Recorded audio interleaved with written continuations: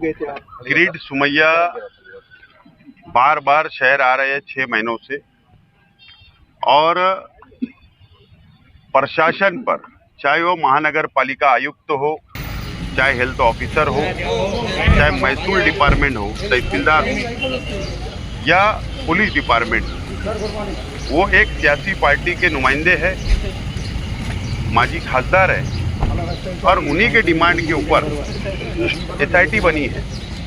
और वो दबाव बनाने के लिए आते हैं और दबाव बनाकर कुछ गलत करवाना चाहते हैं, तो कुछ गलत ना हो इसके लिए किरीट सुमैया यहाँ आकर गए, और उसके बाद हम यहाँ पर आए हैं। कमिश्नर साहब, एसपी साहब से हमने बात की है, और जो हमारी बातचीत हुई है तो प्रशासन ने हमको यकीन दिलाया है कि कुछ भी गलत हम लोग नहीं करेंगे। लेकिन किरीट सुमैया की जो दादागिरी बढ़ रही है, जो गुंडागर्दी बढ़ रही है, अब ये शहर बर्दाश्त नहीं करेगा। शहर का इम्तिहान किरीट सुमैया ना ले, इसके लिए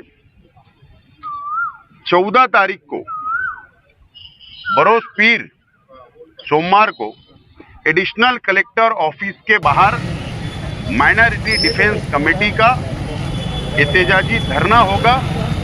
जो लोग जेल में हैं उनके परिवार के साथ, जो लोगों को नोटिसें गई है एसआईटी की तरफ से, उन लोगों के परिवार के साथ, और माइनॉरिटी डिफेंस कमेटी एक बड़ा एहतजाज करेगी किरीट सुमैया के खिलाफ।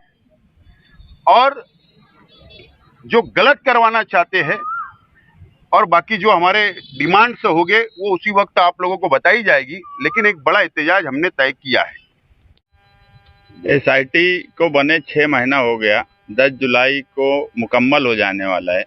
इस बीच में हजारों लोगों को नोटिस दी गई, सैकड़ों लोग जेल में हैं, उसमें शहर की औरतें भी जेल में हैं।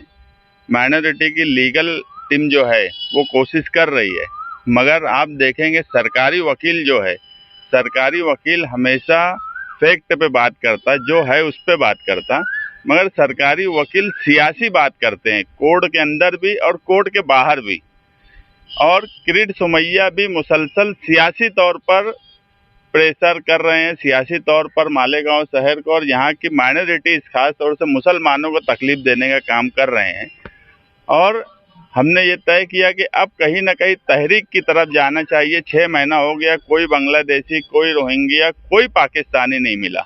हम कल भी यही बोलते थे कि एसआईटी की जब रिपोर्ट आएंगी, दूध का दूध और पानी का पानी हो जाएगा। अगर वक्त पे एसआईटी की रिपोर्ट आ गई तो आप ये बात मानना कि ये इसमें कुछ नहीं मिला। अगर वक्त बढ़ाया गया तो क्यों बढ़ाया गया, ये समझने का सवाल है। इसीलिए अभी आसिफ शेख साहब ने कहा कि एक बड़ा एहतजाज होने वाला है 14 जुलाई को पीर के दिन सुबह 11 बजे, जिसमें शहर के मर्द और ख्वातीन की बड़ी तादाद रहेंगी।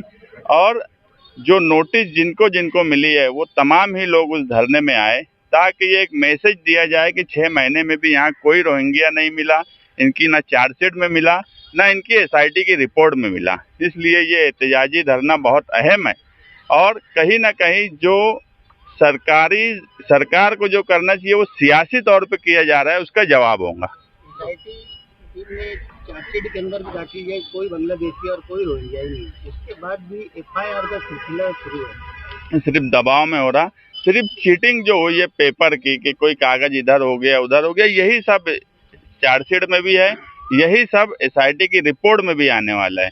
बाकी कुछ नहीं आने वाला है, मगर बार बार दबाव बनाकर एफआईआर की जाती है, और उस दबाव की वजह से अब देख रहे हैं कि मुसलसल लोग हैरान परेशान हैं। मैं बोलना नहीं चाहता, मगर यही बात सच है कि जिनकी जिम्मेदारी थी उन्होंने एसआईटी की एक नोटिस के लिए किसी की मदद नहीं की, ये बात सच है। हमने मुसलसल मदद की, उसी का नतीजा है कि जिस तरह का दबाव बनाया गया था, आप मान लो कि कई 100 लोग जेल में होते, वो माइनॉरिटी डिफेंस कमेटी की ही मुसलसल 6 महीने से कोशिश है एसआईटी के बाद जो हम देखते हैं कि पेपर सही है नहीं है, तो ये हमारी ही कोशिश है कि आज वो माहौल नहीं बना, लेकिन जिनकी जिम्मेदारी थी उन्होंने इस शहर में एक नोटिस के लिए भी किसी की मदद नहीं की। जिसकी जिम्मेदारी थी उसी शख्स का ये बोलना है। आपने तो क्या लगाई बुझाई भी आप ही की है। फालतू बात है और फालतू बात का जवाब भी नहीं देने का। मालेगांव महानगर पालिका किसी दबाव में ना है, लेकिन जब भी क्लेट सुमिया आते हैं महानगर पालिका दबाव में आ जाती है और किला पुलिस स्टेशन की FIR दबाव का ही नतीजा है। एक बात समझ लो, जो किला पुलिस स्टेशन की FIR हुई है वो तहसीलदार ऑफिस बोलता है कि जो दाखले यहाँ से गए, जवाब गया, वो हमारी दस्तखत नहीं है। कमिश्नर कॉरपोरेशन ये बोलती है कि ये तहसीलदार से आया हुआ जवाब है।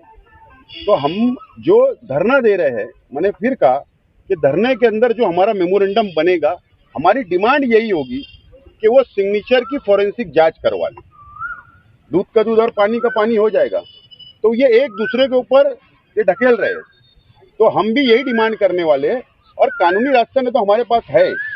आप लोग देखिए, मैं आप चैनल के माध्यम से आप लोगों की जानिब से शहर की आवाम को और जिन लोगों के परिवार जेल में है, मैं उनसे ये बात कहना चाहता हूं कि हम लोग मुसलसल पहले दिन से हमारा लीगल सेल एडवोकेट अजीम खान, एडवोकेट आरिफ साहब, एडवोकेट तौसीफ और अभी हमने मर्चेंट वकील को ज्वाइंट किया है।